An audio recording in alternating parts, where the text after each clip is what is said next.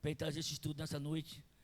E que nós venha, Pai, estar preparado para receber esse estudo. Abre a nossa mente, Pai, o nosso entendimento, para nós entendermos o que vai ser, Pai, explicado aqui nessa noite, Senhor. Que nós não venhamos sair daqui com nenhum tipo de dúvida, meu Deus, em nome de Cristo. Que nós venha, Pai, aprender, Pai, contigo.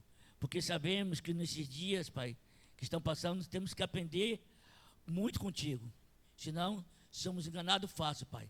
Mas que o Senhor seja canal de bênção através desses jovens nas nossas vidas, nessa noite de hoje. É o que eu já lhe peço a gratidão do Pai, do Filho e do Espírito Santo. Amém. Cumprimento a igreja na paz do Senhor. Amém. Pode se assentar, irmão. Glória a Deus. Vamos estar dando o encerramento do estudo de Hebreus nessa noite. Os irmãos abram a Bíblia em Hebreus, capítulo de número 13. O último capítulo do livro de Hebreus.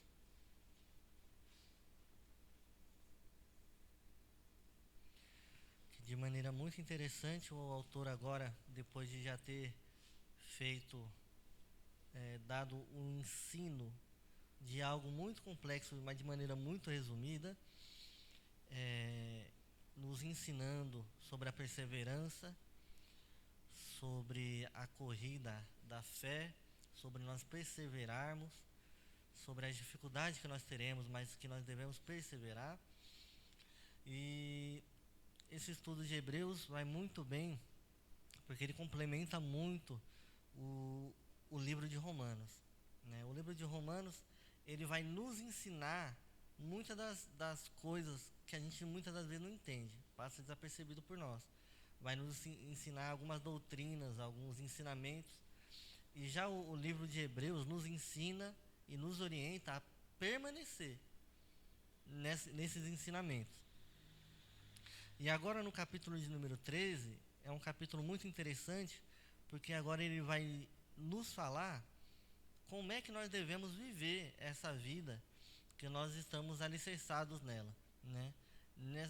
Essa nova vida, esse novo caminho, como é que nós devemos seguir, né? E agora ele vai nos ensinar como é que a gente deve viver essa nova vida que Cristo permitiu que nós vivêssemos. Então, no capítulo de número 13, a gente vai ler, eu acho que eu vou ler esse capítulo parte a parte. Então, ele vai ensinar a gente e mostrar pra gente como é que a gente deve viver. A primeiro momento, ele vai nos ensinar a ter uma vida de relação com o nosso próximo boa e agradável. Então ele vai nos mostrar que agora que nós fomos mudados e transformados, e agora nós estamos nesse novo caminho, a nossa relação com os outros também deve ser mudada. Então, essa primeira parte do versículo de número 1 a 6, vamos ler? E aí nós se aprofundamos nisso. O amor fraternal seja contínuo. Não vos esqueçais da hospitalidade, pois fazendo isso, mesmo sem saber, alguns hospedaram anjos. Lembrai-vos dos presos, como se estivesseis presos junto com eles, e dos maltratados, como se vós mesmos fosse também, como também estivesse sendo maltratado. Sejam honrados entre todos o matrimônio e a pureza do leito conjugal, pois Deus julgará os imorais e adúlteros. Seja a vossa vida isenta de ganância, e contentai-vos com o que tendes. Porque ele mesmo disse: nunca te deixei e jamais te desampararei. Desse modo, com plena confiança, digamos: o Senhor é quem me ajuda, não temerei. Que poderá me fazer o homem? Aqui, logo nesse começo, ele vai nos ensinar algumas coisas. Primeira coisa, a relação de amor com o próximo. Ele vai falar que nós devemos manter um amor fraternal. E depois ele vai nos tratar sobre a hospitalidade. Primeiro, o amor fraternal demonstra para nós uma maturidade espiritual. Porque o amor fraternal aqui, ele não deve ser selecionado igual fraternalmente é. Fraternal é a maneira que você trata os mais chegados, é aqueles que tem na sua casa. É aqueles que você trata como irmão, é aqueles que é propriamente o seu irmão de sangue, é a sua família. É um amor fraternal, um amor de um irmão para com outro irmão, um amor de uma mãe para com um filho. Esse amor, ele não deve ser exclusivo dessas pessoas, do pai, da mãe para o filho, do filho para o pai. É um amor geral, é um cuidado. A gente deve ter algo, uma análise que nós podemos fazer muito bem, é que nós não somos melhores do que os outros. E o mesmo amor que Deus tem por mim, e você analise você mesmo, o mesmo amor que Deus tem por você, Ele tem pelo outro. Da mesma maneira que Deus ama você, Deus ama também o seu próximo. Então, se Deus ama o seu próximo da mesma maneira que Ele ama você, por que você trataria mal aquele a quem Deus ama também? Por mais que ele seja um filho pródigo, um desviado, ou seja lá o que for, a pior pessoa da pior espécie, Deus ama aquela pessoa, Deus quer salvação para aquela vida, Deus quer que aquela pessoa seja restaurada. Então, quem somos nós para tratar mal aquele a qual Deus ama? A gente seria muito hipócrita. A gente seria muito hipócrita. Então, essa fraternidade vem disso, de a gente ter essa maturidade, de entender, porque muitos aí não entendem que o outro é como eu. Nós não somos diferentes. A hospitalidade, ele vai trazer, é uma coisa que naquela época era muito complicada, irmão. Hoje os crentes não têm dificuldade, igual eles tinham para ter a hospitalidade. Por quê? Hoje você pode receber o irmão na sua casa, receber com um café, você, se for necessidade do irmão, dá uma cama para ele dormir, dá um tempo para ele, se ele for um missionário, ele fica na sua casa. A gente pode hoje. Só que naquela época, irmão, a hospitalidade naquela época ela era sofrida, porque era perseguido as pessoas também que recebiam os cristãos, as pessoas que recebiam os missionários, as pessoas que recebiam aqueles que pregavam a palavra de Deus, também era perseguido. Então era como se viesse um missionário de algum canto aqui do Brasil. Hoje ele vai na sua casa e ninguém está nem aí, às vezes a igreja até ajuda, os irmãos se ajuntam, pagam um hotel, pagam uma hospitalidade, um lugar para aquele irmão ficar, vamos colocar assim, um missionário, e não acontece nada, e muitas das vezes é bem visto. Naquela época não. Naquela época, talvez você nem cresce tanto quanto aquela pessoa que está na sua casa, e você era perseguido igual. Então, quando o autor aos Hebreus fala para manter a hospitalidade, ele está falando de uma maneira muito mais extrema do que a que nós temos hoje. Então, naquela época era muito mais difícil. Então, quem dirá agora, se naquela época eles deviam manter a hospitalidade, que sofrer esse tipo de perseguição, quem dirá agora? E uma coisa muito interessante, isso é na nossa casa, mas é também aqui dentro da igreja, essa questão da hospitalidade. O autor aos Hebreus vai dizer que por conta dessa hospitalidade, muitos, sem saber, receberam anjos em sua casa. Veja, que coisa incrível. Às vezes tem pessoas que passam na nossa vida e nós somos abençoados por ter uma boa hospitalidade, por ter recebido com amor. Isso seja na sua casa, seja um andarilho que passou na sua porta, né? Tem muita gente já vi muitas irmãs compartilhando uma historinha que era um andarilho, que era Jesus disfarçado. Vai saber, a gente nunca sabe, né? A palavra de Deus fala que estive com fome, não me deste de comer, estive com sede, não me deste de beber. Aí aqueles homens perguntaram: Jesus, mas quando foi que você esteve com fome, a gente não te deu de comer? Quando foi que você esteve com sede e a gente não te deu de beber? Quando foi que você esteve preso e a gente não foi visitar você? Todas as vezes que você deixa de fazer isso para um dos meus pequenininhos. Então, a gente com a nossa mão errada e com o nosso egoísmo, dessa questão de amor, de hospitalidade, a gente deixa de muitas das vezes efetuar, muitas das vezes não, a gente deixa de efetuar obras de Deus e de fazer o chamado a qual Deus nos ordenou que nós fizéssemos. Então, Deus ele não quer que a gente abra somente o nosso lar, mas também o nosso coração, para receber de maneira caridosa, amorosa e com fraternidade. Depois ele vai tratar sobre a compaixão por aqueles que sofrem.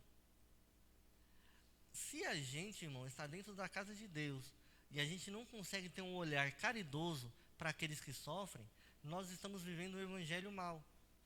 Se a gente não consegue ter um olhar caridoso por aqueles que estão presos, por aqueles que estão nas ruas, por aqueles que sofrem, pelos órfãos e pelas viúvas, porque tem crente que não tem um olhar de compaixão por essas pessoas. Tem pessoas que têm um olhar mal, que você já deve ter ouvido. Tem que ver o que ele fez para estar aí. Tem que ver o que ela fez para estar aí. Às vezes fez coisa mal e está pagando, mas muitas das vezes também não foi um caminho assim preto no branco, não é? E a gente tem exemplos na nossa convivência de pessoas que muitas das vezes tiveram que fazer algo, tiveram que cometer alguma coisa até ilícita, e nós conhecemos, eu e você sabemos, e nós repudiamos o ato. Mas será que a gente não consegue ter um olhar de compaixão? A gente, de vez em quando, aparece no jornal um homem que foi preso porque roubou 1 quilo de carne, né? A gente vê isso.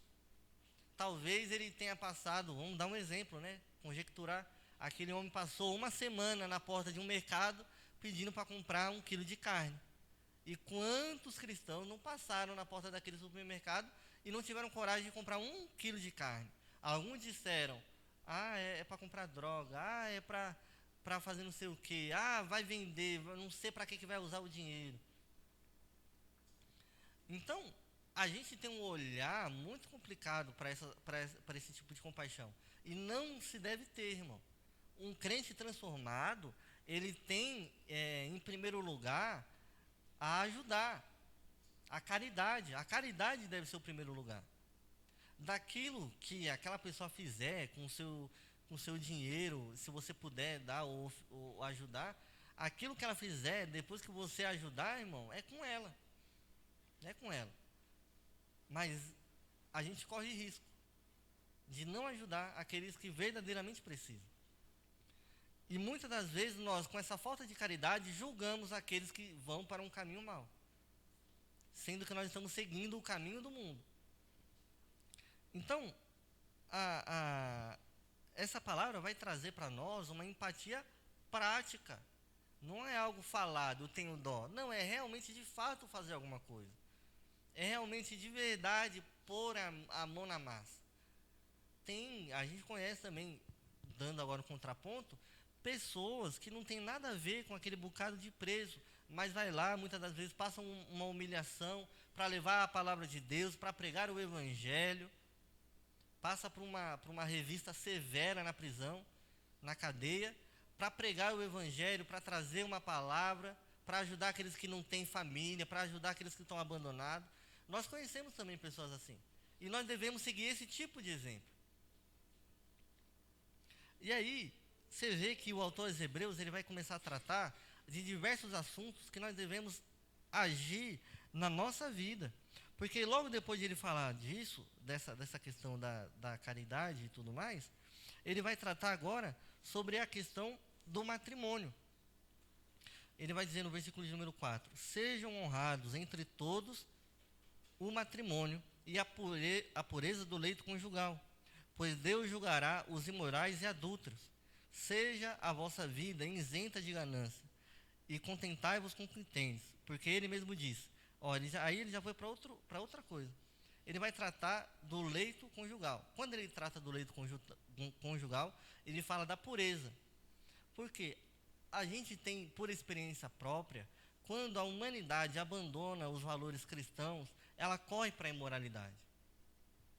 Então é homem com mais de uma mulher, é prostituição, é imoralidade. A gente tem ainda hoje lugares onde o cristianismo desce e a palavra de Deus é menos pregada, a imoralidade sobe. E hoje nós estamos num mundo onde é normal um casal ter um terceiro membro participante do casal. É normal haver prostituição dentro do casamento, imoralidade, ajuntamento a qual nega a criação, ou seja, homem com homem, mulher com mulher. E isso é no nosso dia a dia e é tratado com normalidade, como se fosse algo de natural, com naturalidade. E nós não devemos rejeitar as pessoas, mas rejeitar as ideias, rejeitar os pensamentos.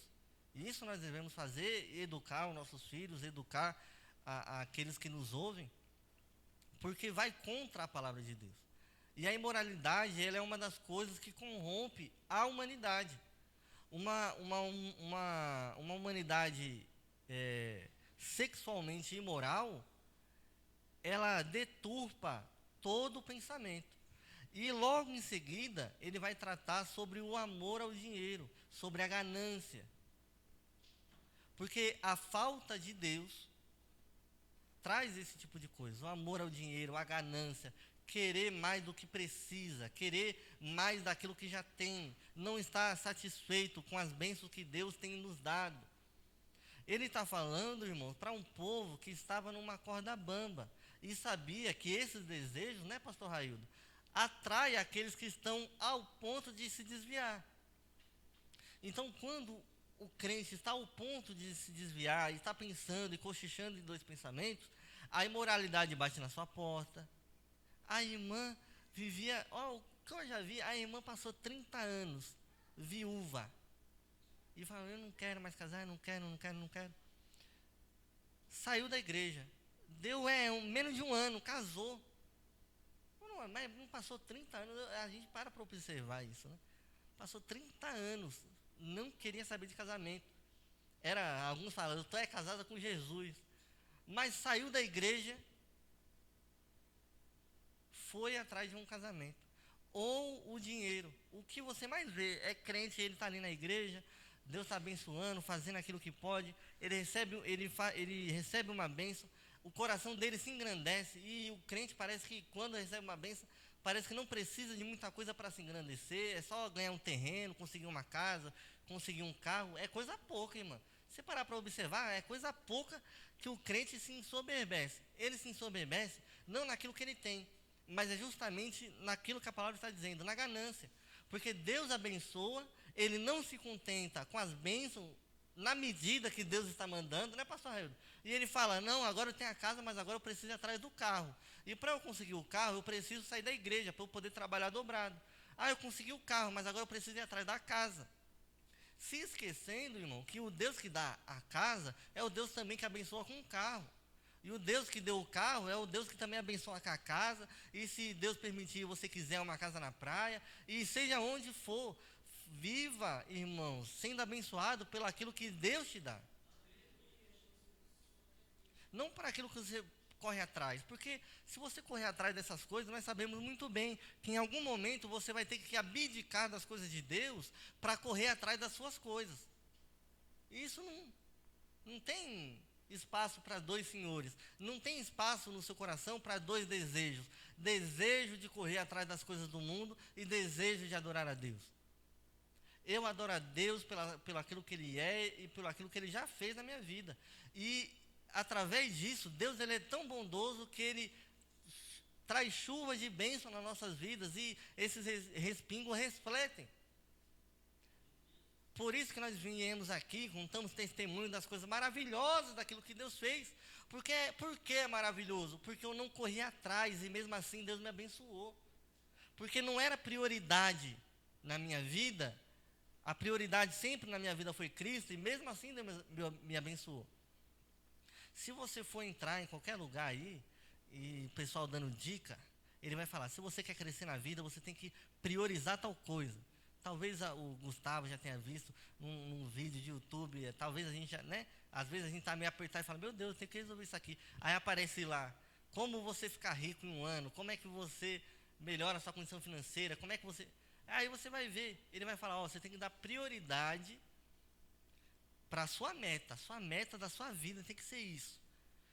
Sua meta da sua vida tem que ser isso, você tem que parar de... E não estou dizendo que está errado. Você priorizar o crescimento financeiro seu. Mas estou dizendo que é errado você priorizar em detrimento de Deus. As suas finanças você resolve do jeito que você quiser. O problema é colocar as suas finanças à frente de Deus. Então, se o irmão precisa pegar um Uber, vamos colocar assim um exemplo bobo, precisa pegar um Uber para ir para a igreja, ele não pega, porque eu tenho que economizar. Né? Mesmo que não vai fazer falta, mas é aqueles 10 reais que no mês vai dar 100, e aí 100 reais, meu Deus, eu pago a conta de luz e eu preciso priorizar a compra da minha casa. São escolhas, irmãos. A palavra de Deus não recomenda que nós sigamos por esse caminho. E ela diz totalmente ao contrário. Ela diz o quê? Contentai-vos com aquilo que você tem recebido. Então, se Deus hoje, você está orando para Deus te dar um milharal, e hoje Deus está te dando uma espiga, irmão, dê glória a Deus por isso. Porque o Deus que é dono da espiga, ele também é dono do milharal. E se for da permissão dele, da vontade dele, te dar 10 milharal, ele vai te dar. Então, vamos nos contentar com aquilo que Deus tem dado nas nossas vidas. Aí, no versículo de 7 a 9, ele já vai tratar de outro assunto, que é uma vida que é transformada e nos leva para a fidelidade. Lembrai-vos dos vossos líderes, que vos pregaram a palavra de Deus, observando-lhes atentamente o resultado da vida. Imitai-lhes a fé. Jesus Cristo é o mesmo ontem, hoje e eternamente. Não vos deixeis levar por doutrinas diversas e estranhas, pois é bom que o coração seja fortificado pela graça, e não por alimento, que não trouxeram benefício algum aos que se preocuparam com eles.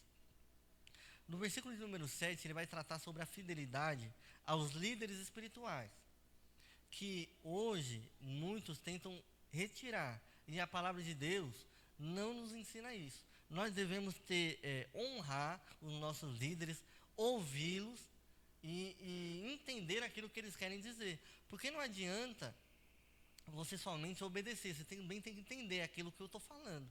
Se eu falar aqui que você não deve fazer algo, você também tem que analisar aquilo que eu estou falando. Então, nós devemos analisar e honrar aquilo que os nossos líderes mostram. A palavra de Deus vai trazer sobre o testemunho de vida. A gente tratou algumas aulas passadas que nós costumeiramente temos, por exemplo, as pessoas que fazem o mal. Mas nós temos diversos exemplos de pessoas que fazem o bem e muitas das vezes nós não seguimos. Então, isso a gente deve ter para com todos os nossos irmãos. Mas analisar os líderes e as lideranças que obtiveram bons frutos. Aqui, talvez, é provável que ele esteja falando de líderes que morreram. De pessoas que morreram para aquelas pessoas. Então, seus líderes, lembra dos seus líderes que deram testemunho, que morreram de acordo com a fé e foram fiéis até o fim? Sedes imitadores dele e lembrai-vos daquilo que eles pregavam. E não sigam as novas doutrinas e coisas novas e coisas que tentam deturpar aquilo que eles pregaram.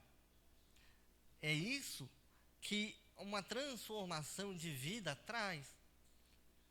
Isso é uma coisa que transforma a gente. Então, nós devemos ter e observar atentamente os nossos líderes e honrar eles. Então, quando vai tratar agora sobre os líderes, a gente não pode confundir e achar que nós devemos ser imitadores dos nossos líderes. E isso, a palavra de Deus, realmente não dá esse sinal para nós sermos cegos. Nós devemos ser cegos por Jesus, por aquilo que Jesus falou. Os nossos líderes nós devemos analisar e ver as boas obras, e ver os bons frutos, e ver que pessoa caridosa, que pessoa bondosa, que pessoa amorosa, que pessoa que exorta bem, que pessoa que cuida bem daquilo que Deus entregou nas suas mãos. Nós temos um leque de coisas para tomar como bom exemplo. Quando, no versículo de número 8, ele vai tratar sobre a imutabilidade de Cristo, ou seja, a fidelidade de Cristo. Quando ele trata sobre a fidelidade de Cristo, porque Cristo é o mesmo ontem, hoje e permanece para sempre, ele está trazendo assim, aquilo que Cristo falou, aquilo que Deus trouxe para mim e para a sua vida, não se acaba. Não é uma palavra que nós podemos apagar, ou aquela mensagem no WhatsApp, que às vezes você manda, aí, sabe, a mãe corre para o filho e fala, apaga aqui. Lá em casa minha mãe faz isso, apaga aqui, Abraão, que eu mandei errado, era para mandar para fulano, eu mandei para ciclano. A palavra de Deus não é assim. Ela permanece fiel até o fim. Quando nós temos isso no nosso coração, a gente entende muitas das coisas que nós passamos, vivemos, experienciamos, porque nós entendemos que Deus fez uma promessa. Nós chegaremos na promessa a qual Deus nos prometeu. E agora tudo isso que nós estamos passando também é cumprimento dessa promessa, é um caminho que nós seguimos. Então tem irmão que passa por um caminho e acaba se desanimando. E achando que a promessa não vai se cumprir. Mas, irmão, pense ao contrário. Pense, eu estou passando por esse caminho porque uma promessa foi feita. Uma promessa foi feita. Então, muitas das vezes, há uma promessa na minha e na sua vida que um parente vai ser convertido. E aí você vê aquele parente e parece que ele piora o caminho dele. Fala, poxa, parece que antes da promessa, antes da profecia, antes da palavra de Deus vir até minha vida, estava melhor. Eu acreditava mais. Agora parece que Deus chamou ele e parece que agora piorou. Então não creia assim. Creia que faz parte da promessa. Faz parte do caminho. Talvez aquela pessoa precisasse descer um pouco mais na sujeira para encontrar Jesus. Amém? Em Hebreus, capítulo de 10 a 14, nós vamos agora tratar de uma vida transformada, que agora cultua a Cristo na sua própria vida. Então, versículo de número 10 a 14. Temos um altar, do qual os que servem no tabernáculo não têm direito de comer, porque os corpos dos animais cujo sangue é trazido pelo sumo sacerdote para dentro do lugar santíssimo como oferta pelo pecado, não queimados fora do acampamento. Por isso, para santificar o povo por meio do seu sangue, Jesus também sofreu fora da porta da cidade. Saiamos, pois, até ele, fora do acampamento, levando a afronta que ele sofreu. Pois aqui não temos cidade permanente, mas buscamos a cidade que virá. Nós temos agora um altar diferenciado, irmão. Esse altar ao qual nós prestamos culto e oferta e sacrifícios a Deus é a nossa própria vida. É a nossa própria vida. Tem crente que vive há alguns anos dentro da igreja e não compreendeu ainda que o culto verdadeiro, aquele culto racional, quando é pregado, o culto racional, não é somente dentro da igreja. É sim uma vida de transformação fora do ambiente de igreja. É um culto dado a todo momento, pastor Raildo. É uma pessoa que o culto é dado no trabalho, o culto é dado na faculdade, o culto é dado no meio dos familiares.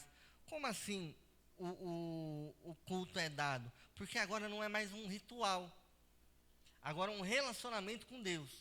Agora não tem mais cordeiro sendo cortado e o sangue sendo despejado e fora do arraial. Não, porque Cristo também morreu fora do arraial. Vocês sabem que a crucificação, irmãos, a crucificação de Jesus, ela tem um ponto. Ela não, a crucificação normal, ela geralmente era feita no meio da cidade, irmã. Por quê? Que era para todo mundo poder ver. Aonde Jesus foi crucificado, era num ponto alto que ele teve que percorrer, não é verdade? Todo mundo sabe disso. um caminho longo que ele teve que percorrer, e era fora da cidade, no Gólgota. Então, até nisso, foi para que a palavra de Deus se cumprisse e que as coisas se encaixassem. Então, da mesma maneira que aquele cordeiro era morto fora, o nosso cordeiro perfeito também foi morto fora do arraial. Mas agora nós não temos mais um ritual, nós agora é a nossa relação. Então, o verdadeiro culto que nós demonstramos em todos os ambientes da nossa vida não é um louvor. Quando o Abraão fala dar um culto no trabalho, dar um culto na faculdade, eu não estou falando que você tem que reunir 3, 4 pessoas e fazer um culto. Não, é a sua relação, sua com o seu Salvador. Isso é culto prestado com racionalidade, é isso. É as pessoas olharem para você e verem que você é a imagem e semelhança de Cristo. É você ser espelho de uma luz que brilha, e essa luz é Jesus. Então, as pessoas olham para você e vê que você é diferente, e vê que você fala diferente, que você tem pensamentos não moldados pelo mundo, e isso é ser diferente. E que você tem uma relação com Cristo. Então, uma pessoa que tem uma relação com Cristo, ela segue os preceitos de Cristo, ela fala com Deus, ela está em oração, ela jejua, ela tem uma transformação de mudança de atitude, de caráter, de relacionamento, de hospitalidade, de fraternidade. Ela é esse tipo de pessoa. E eu tenho certeza aqui que poucos aqui podem levantar as mãos e falar, eu sou essa pessoa. E talvez nem eu mesmo possa fazer isso. Eu tenho muito que melhorar. Nós não temos muito que melhorar em relação a isso? Talvez nós não somos um brilho tão forte do Espírito Santo, de Cristo Jesus. Talvez nós temos leves relances.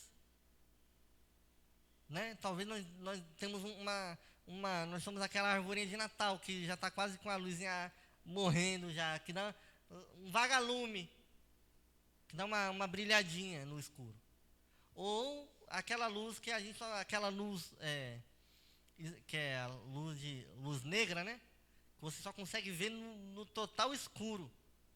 Aí quando está tudo na pior, lindinha, aí a pessoa vê que você é crente. Não é? Tem ocasiões que isso acontece. Quando está tudo, deu ruim, aí você se lembra que você é uma pessoa de oração. Aí você fala, não, deixa comigo que eu oro aqui.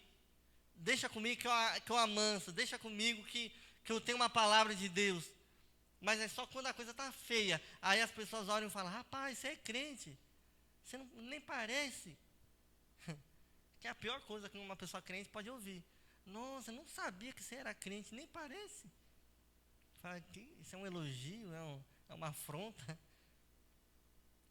Então tem situações que na nossa vida que é só quando a barra está preta, e aí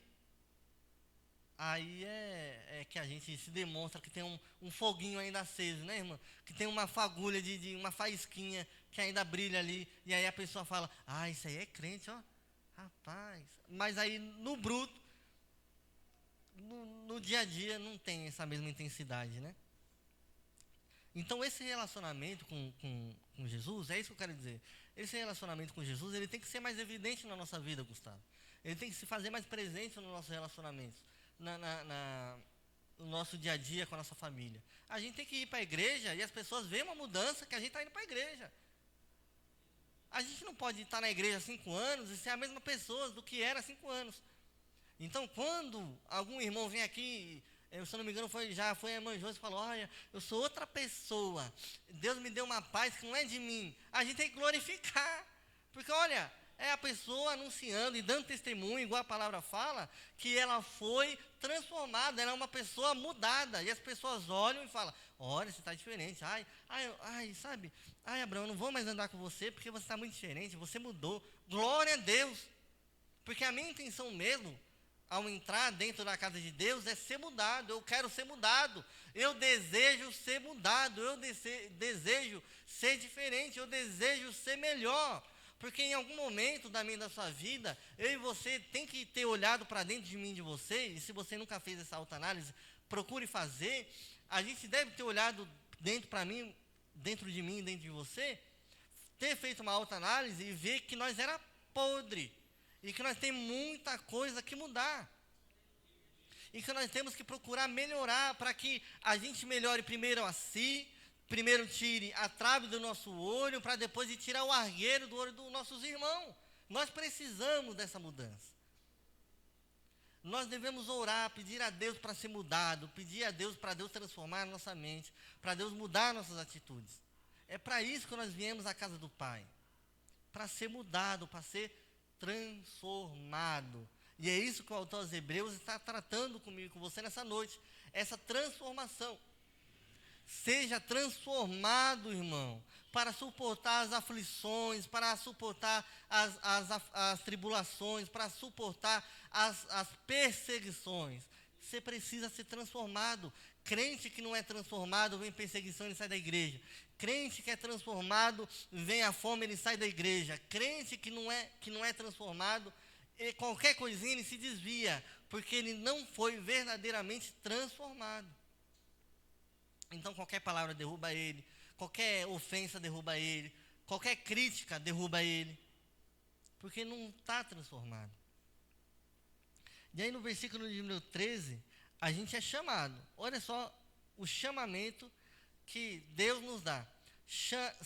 Saiamos, pois, até ele, fora do acampamento, levando a afronta que ele sofreu. Quando fala aqui para a gente sair fora do arraial e ir de encontro a Jesus, é a gente se separar do sistema desse mundo, é se abster, é largar a cidade, é largar o mundo, é largar aquele povo que persegue Jesus, que nega Jesus, que faz tudo contra Jesus, é largar o mundo, e agora é sair do meio do bolinho, do meio dos maldizentes, do meio dos perseguidores, e aí de encontro àquele que é perseguido.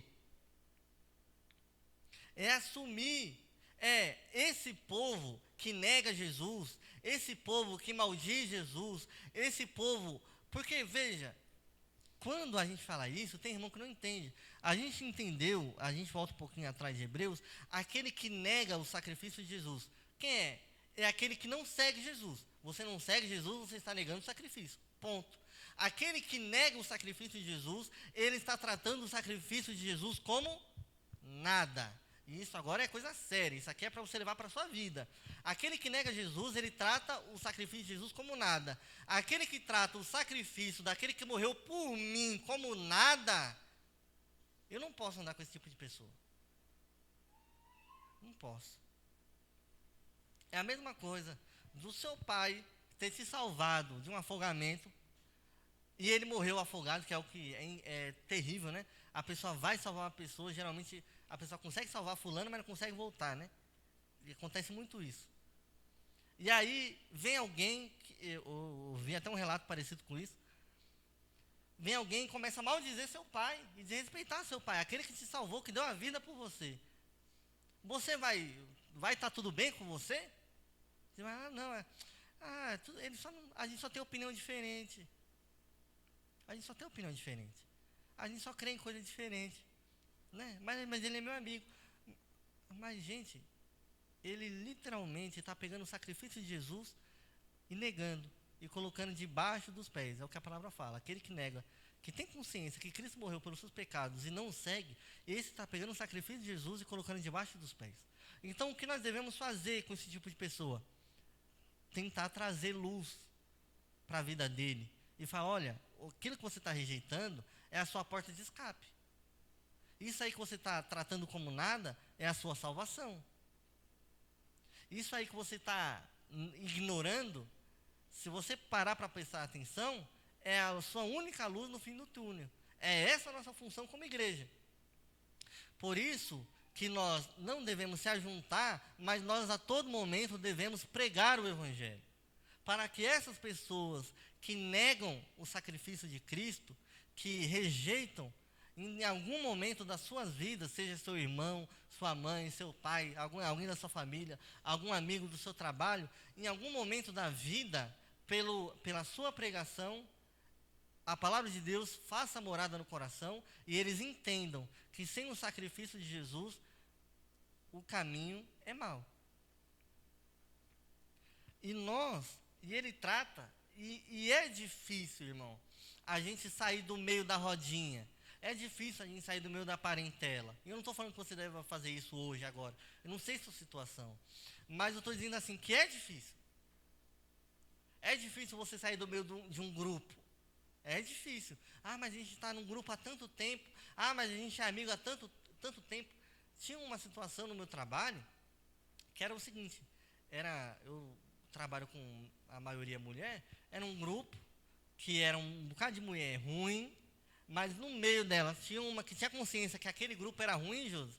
Mas ela, quando saiu da empresa, falou assim, ai, eu não tinha o que fazer. Se eu não andasse com elas, eu ia andar com quem? E na nossa vida é a mesma assim. É a mesma assim. Em qualquer âmbito da nossa vida. Se eu não estiver com a minha família, eu vou estar com quem? Se eu não estiver com meus amigos, eu vou estar com quem? Se eu não andar no meio dos escarnecedores, eu vou andar com quem? Posso te dar uma dica? Você pode andar com Deus. Você pode andar com Cristo. Se você não estiver no meio da sua família, a palavra de Deus fala que Deus estava com Abraão. Você está saindo do meio da cidade, você está saindo do meio do Egito, mas uma nuvem guiava o povo, né? De noite era chama, de dia era um furacão que levava o povo para o caminho que tinha que andar, né, pastor Aildo? Quando eles chegavam em alto mar, Deus abriu o mar vermelho para aquele povo passar. Ai, mas e agora, se eu sair do Egito, cadê meus repolhos? Né? Cadê minhas batatas que eu vou comer? Ora, mas se você sair, você não vai ter nada disso que o Egito te oferece, mas você vai ter a presença de Deus ali com você. Você tem essa opção. Não é uma opção interessante para você pensar na sua vida? Ai, e o que acontece se eu sair do meio da parentela? Talvez você esteja um pouquinho mais perto de Jesus. O que acontece se eu sair do meio dos escarnecedores? Talvez você chegue um pouquinho mais perto de Jesus. Você sinta o cheiro suave dele. Talvez a troca seja mais do que excelente, irmão. E aí, nessa pegada, o autor aos Hebreus vai dizer aqui, pois aqui não temos cidade permanente, mas buscamos a que virá. Veja, quem aqui a gente mora no Taboão, não é verdade? Quem aqui nasceu fora do Taboão? Quase todo mundo, né? A irmã nasceu em algum lugar, a irmã nasceu em outro lugar. Eu sou ibiunense. O pastor Aildo nasceu na Bahia, viveu quanto tempo na Bahia, pastor? 3 aninhos. Não tem cidade permanente. A Josi morou aqui no Taboão, mas ela está morando agora no Imbu. A irmã já morou em Cotia, não é verdade? Não tem. Já saiu da Bahia. Né? Que cidade nós temos permanente? O que nós podemos dizer que é nosso? Veja, se der um surto, um colapso terrível aí, e vender esse lote inteiro aqui do Taboão. Vender esse lote inteiro aqui, falar, aqui vai ser só prédio. Todo mundo agora tem que sair, procurar suas casinhas, e nós vai dar aí uma merrequinha para vocês, procurar um lugarzinho para vocês. E não vou nem entrar no ponto de, cadê a escritura da casa? Não vou nem entrar por esse lado. Irmão, que lugar permanente? Nós somos andarilhos, se acontecer um colapso, se acontecer uma guerra. Eu fui reprovado, irmão, tive uma sorte. Eu não fui nem no quartel, era pandemia. Eu tentando pela internet tentando marcar, não conseguia. Aí apareceu lá, paga a taxa. Eu falei, mas eu nem fui. Eu falei, mas eu vou pagar a taxa. Eu paguei a taxa, me reprovaram. Eu falei, olha que bom. Reprovado no quartel. Mas se acontecer uma guerra, você aí, 4 horas, você vai, que nós precisamos de você. Então, nós somos andarilhos numa terra estranha, irmãos. Nosso lar não é aqui. Não vai ser daqui a 10 anos, quando você se mudar para o Alphaville que você tanto almeja. Não vai ser lá o seu lugar dos sonhos.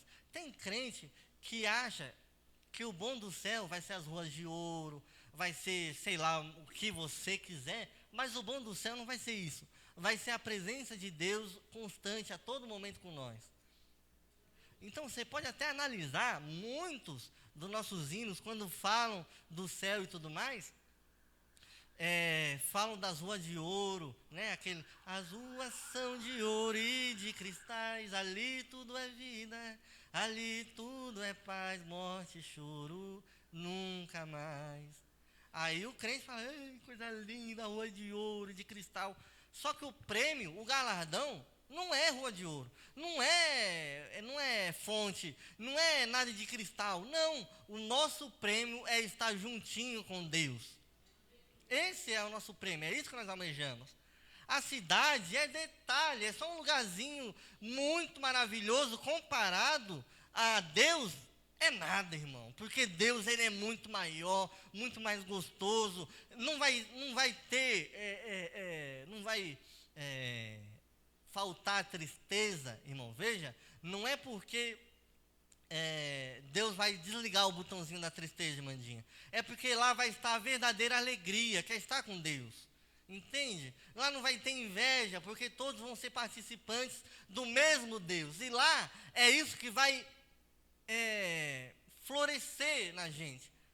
E aí tem gente que tem ateu, né, que fala, mas vai enjoar, lá não vai ter graça, vai ficar lá, não vai ter nada para fazer. Irmão, nós vai estar com o nosso Pai. Tem crente aí que já perdeu pai, tem crente que já perdeu mãe, ou aquela pessoa que criou, que trocaria, olha, sei lá o que, para passar mais tempo, para rever, para sentir de novo, para dar um abraço. Nós estamos longe de casa, irmãos. E o nosso coração tem que estar queimando para voltar para o nosso verdadeiro lar, para a nossa verdadeira cidade, para estar com a nossa verdadeira família, com o nosso verdadeiro Pai. Amém? E aí no 15 ao 16, ele vai tratar de uma vida transformada que agora oferece sacrifícios. Assim, por intermédio dele, ofereçamos sempre a Deus um sacrifício de louvor, que é fruto dos lábios que declaram publicamente o seu nome. Mas não vos esqueçais de fazer o bem e de repartir com os outros, porque Deus se agrada de tais sacrifícios. Olha, louvar a Deus com lábios que confessam o nome do Senhor, ou seja, que aceita esse sacrifício que eu já falei. Tem gente que gosta de ouvir um gospel, né? Tem gente que gosta de ouvir um gospel, às vezes o coração não serve a Deus de nada, a vida é um caos. Mas chega um momento de tribulação na vida dela, ela bota um louvor, aí ela bota uma pregação da Camila Barros, aí ela pega uma pregação do David Leonardo e divulga lá no Instagram. Você fala, e as lutas, e a prova, e você vai vencer, e você vai romper, porque Deus é contigo, Deus está com você. Mas é um louvor de lábios que não professam a fé em Cristo Jesus. É em vão. Isso aí não traz benefício algum para a nossa vida. Na realidade, a pessoa que faz isso traz malefício para a sua vida. Porque vai ter mais apontamento, vai ter mais julgamento, vão caçar, procurar saber os frutos dessa pessoa e vai ser fruto mau, vai ser coisa ruim para a vida dela. Então vai ser aquela pessoa, olha, tá vendo, tá postando essa pregação do David Leonardo, de fulano de tal, mas na realidade não é nada daquilo que posta, é um falso. Acontece. Nós temos experiência disso. E nós devemos louvar. Quando fala louvar, eu creio que é um louvor aberto, né? É um louvor a Deus, é um glória a Deus, vamos dizer assim, é dar glória a Deus abertamente. Então tem gente que você fala, graças a Deus, Deus me concedeu esse carro, Deus, graças a Deus, e a gente foi ensinado a tudo dar graças a Deus, e dar honra e glória a Deus, não é verdade? Aí tem gente que fala assim, o chatão, né? É o chatão. Não, mas tu não trabalhou? Né? Tu não trabalhou? Tu não levantou cedo? Não. Mas não saiu o suor do seu rosto? É uma pessoa que não tem entendimento de nada da palavra de Deus, né? É um chatão. É um chatão. Porque a nossa vida tem que ser um sacrifício. E tem que ser público a nossa adoração a Deus. Então é graças a Deus, é glória a Deus que você está bem. Não, mas eu fui rápido, Josi, desviei da moto que estava vindo. Eu fui muito ligeiro. Rapaz, você tem noção que a Lindinha foi atropelada por um ônibus? Ah, não, a Lindinha não, ela treina muito, ela é forte, né, Lindinha? Não, meus ossos são fortes. Glória a Deus que você está viva. Hã? Ai, não, agora eu vou achar que eu sou o tal. Não, eu desviei rápido do carro. Não, ai, se eu não pulasse rápido, o ônibus me pegava. Glória a Deus. E aí tem um chatão que fala, glória não, é que tu foi ligeiro, é que você é demais, é que você é o cara. Pô.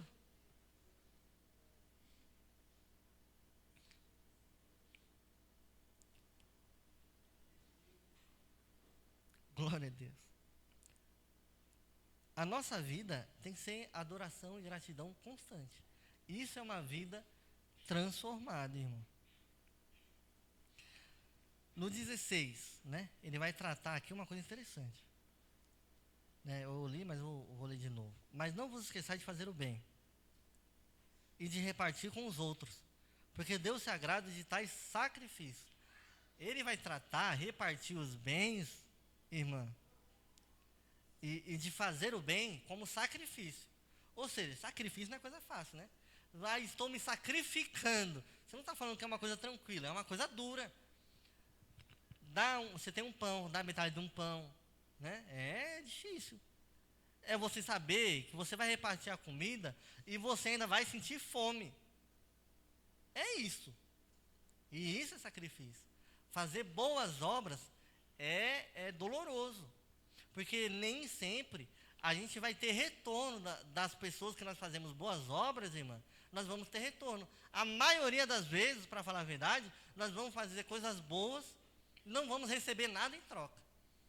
E aí a gente vai ficar matutando, puxa vida, mas eu ajudei fulano, eu tive hospitalidade, eu fui tão bem com ele, quando ele precisou de um pão eu dei, quando ele precisou de mim eu fui, quando ele precisou de mim na prisão eu fui, isso aqui dentro da palavra. Quando ele precisou de oração, foi feita campanha. Quando precisou de oração, a igreja foi, a igreja se moveu. Quando precisou de uma cesta básica, a igreja se reuniu e deu. E nós não recebemos nada em troca por isso. E o ser humano fica possesso com isso. Porque nós somos acostumados a trabalhar e receber. Mas na obra de Deus, nós não recebemos salário dos homens, mas nós receberemos galardão de Deus. Aquilo que nós recebemos aqui na terra, irmão, nos impede de receber no céu, você sabia disso? Aquele que planta na terra e colhe na terra, esse deixa de receber no céu. Você sabia? Então, por isso que muitas das vezes, às vezes você está recebendo, você está fazendo, vamos colocar assim, você faz o bem, Dinha, e você recebe algo em troca. Você faz o bem e você não faz querendo receber algo em troca, mas você recebe. Glória a Deus por isso. Saiba que você já está recebendo seu galardão. Então, às vezes, quando você faz uma coisa boa e não recebe nada em troca, às vezes é motivo de você glorificar. Porque você fala, glória a Deus, isso aí vai ser galardão lá no céu. Glória a Deus, deixa isso aí para lá, não vou colocar isso no meu coração, pastor Rael, do bem que eu fiz, a ajuda que eu dei, porque isso aí vai ser pedrinha lá no céu. Glória a Deus, fazia tempo que eu não juntava uma pedrinha para mim na minha coroa lá no céu. Isso aí, primeiro, você tem que ter certeza da sua salvação. Porque se você não tiver certeza da salvação, você prefere colher na terra, plantar na terra e colher na terra. Aquele que não tem certeza da salvação, ele prefere colher logo agora, porque lá no céu eu não vou nem chegar lá no céu para receber galardão. Tem gente que pensa assim. Nós devemos ter certeza para podermos colher na terra plantar na terra e colher naquele grande dia. Amém? Vamos correr um pouquinho, né? Deus se agrada desses atos práticos. Tem gente que fica só na teoria, né? Eu amo, eu gosto, se der eu vou, se der eu faço, se tiver uma chance eu vou lá. Mas Deus gosta de atitude, de ir lá e fazer. Amém? Uma vida transformada demonstra obediência. O 17. Obedecei a vossos líderes, sendo-lhes submissos, pois eles estão cuidando de vós, como quem há de prestar contas, para que o façam com alegria, e não gemendo, pois isso não vos seria útil. Ou seja, vamos dar uma rebobinada. Não seria útil o quê? ser submissa aos líderes, sem que fosse com alegria e não gemendo. Ou seja, sem que fosse dificultoso. Ai, eu tenho que ir para oração. Ai, eu tenho que não sei o quê. Ai, o pastor está me pedindo outra coisa. Ai, eu tenho que...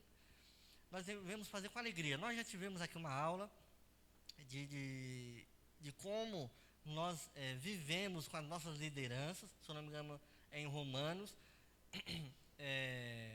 A gente já tratou sobre isso, que a gente deve seguir os nossos líderes enquanto eles fizerem aquilo que Deus mandou os líderes fazer. O líder saiu da posição, eu já não posso mais seguir o líder, porque o líder está fora da posição. Se eu tenho consciência disso, se eu pego a mocidade e eu estou liderando a mocidade para ir para um lugar mau, para ir para um lugar que não convém crente ir, a mocidade não deve ir. Ah, mas é meu líder que está me levando, eu tenho que ser obediência ao meu líder. Mas o líder está fora da posição, o líder está em pecado, o líder não está legal. Então, todo momento, nós devemos ser submissos aos nossos líderes, da igreja e fora da igreja, até eles começarem a pecar. Eles estão pecando, eu sou fiel ao meu patrão, até ele começar a roubar a empresa. Aí eu já não sou mais fiel. Aí eu bato na porta da diretoria e aviso lá, e falo, ó, estão roubando ali, roubou isso, isso e isso. Glória a Deus, Deus abençoe. Então, a gente é submisso aos nossos líderes até o pecado. Pecou, caiu fora. Amém?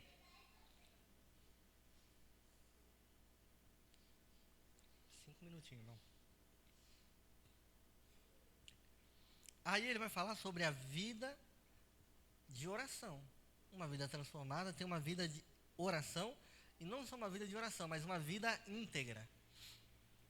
Orai por nós, pois estamos convencidos de que temos boa consciência, desejando portar-nos corretamente em tudo, e com insistência que vos exorto, para que assim façais, para que logo eu vos seja restituído.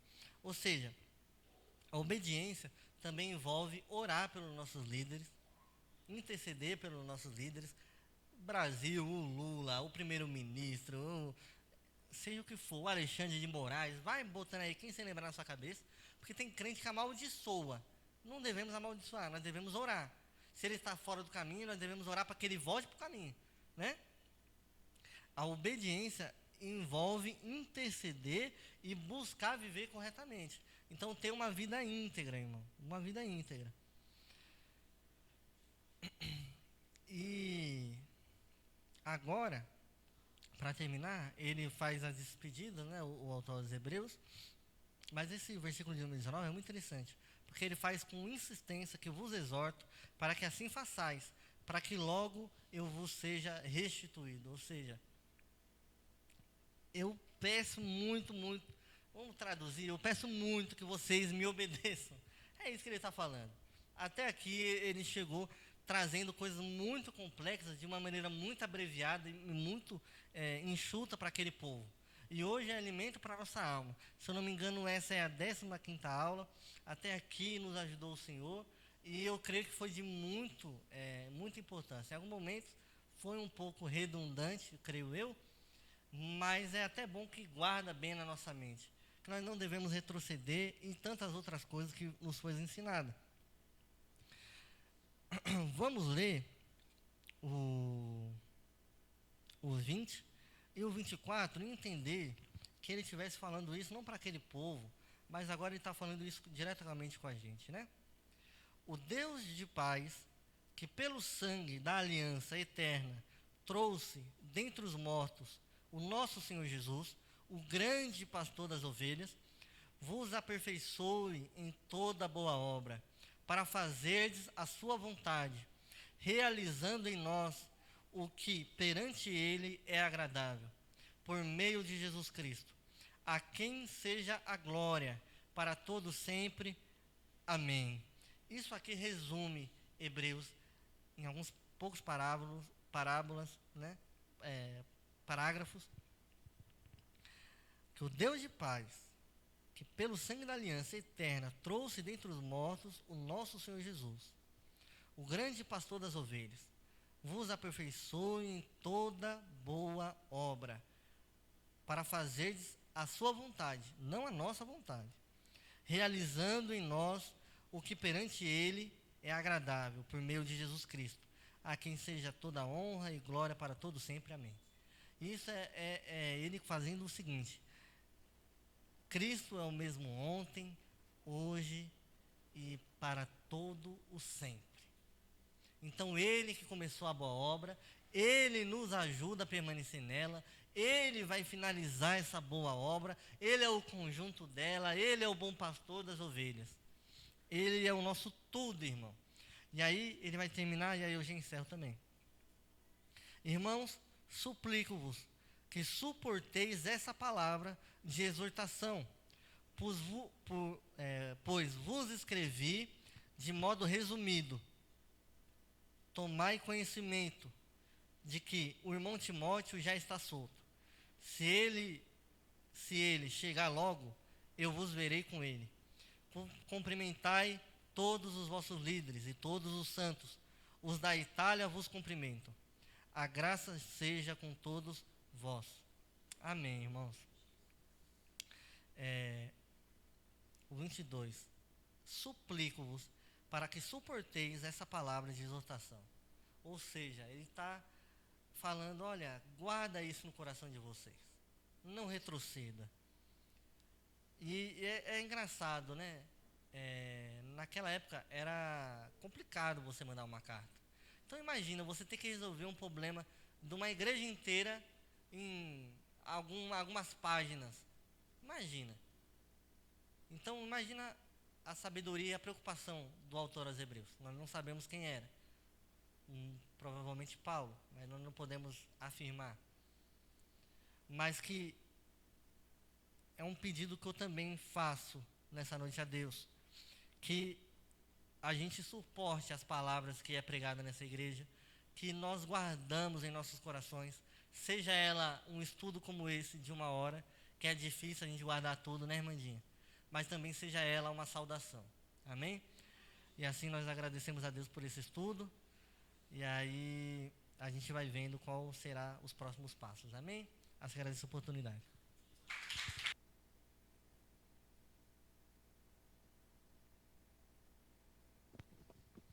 Amém? Vamos se levantar, orar e dar o termo. Tem algum aviso?